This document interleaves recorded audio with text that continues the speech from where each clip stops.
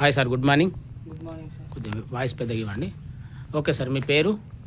పేరు కొడిప పోచే, మా నాన్న పేరు. ఓకే, ఏ ఊరు?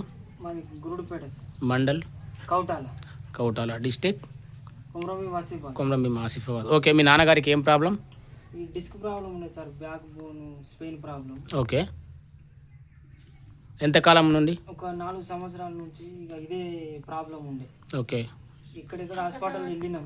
ఓకే. సెట్ అవ్వలేదు. ఎంత ఖర్చు పెట్టారు ఇప్పటికి?